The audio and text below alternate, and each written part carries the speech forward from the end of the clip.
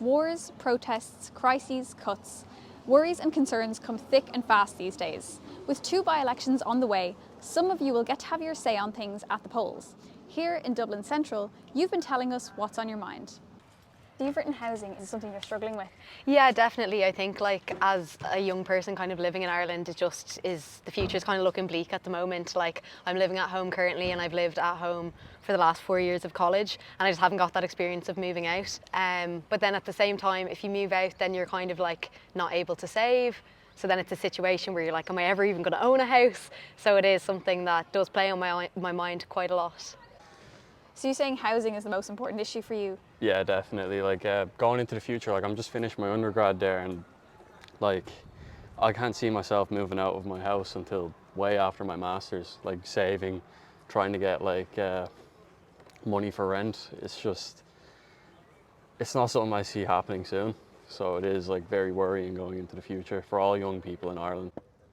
So you've written cost of living. Is that something that you're really struggling with at the moment as a student? Yeah, honestly, we're in a course that's 30 plus hours a week, and I also work part-time, but you just can't really afford much. You get a paycheck and then it's gone in 3 days. What do you feel like your future looks like in Ireland?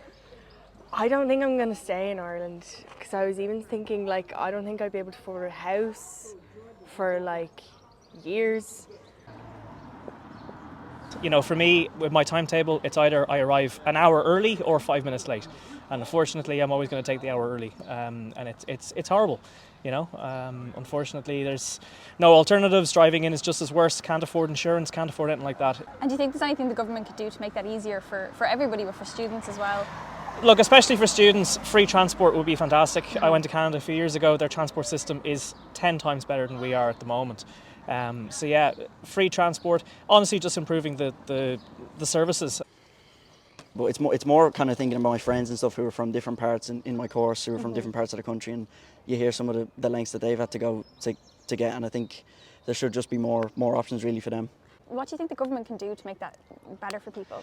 Just a bit more investment in it. I think I know it's easy for me to say more investment, but even things as easy as you see in other countries in the UK, you can tap your bank card onto the buses, and I know that's not an easy implementation, but it's something that can be done, I think, anyway, in the near future.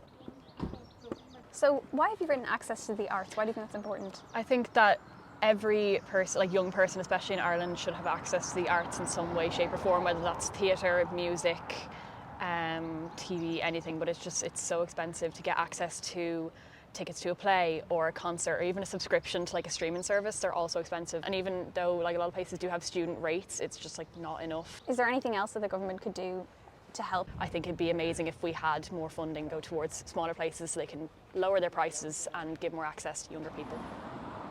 There's obviously supports with the Help to Buy and the First Home scheme, and I've looked into those, but I feel that a lot of the supports are focused around new builds, and looking at it from a single buyer's perspective, it feels impossible. Supports being put in place for maybe second-hand homes to get that first step up on the ladder, I think would be really helpful. I'm hopeful that things will get better.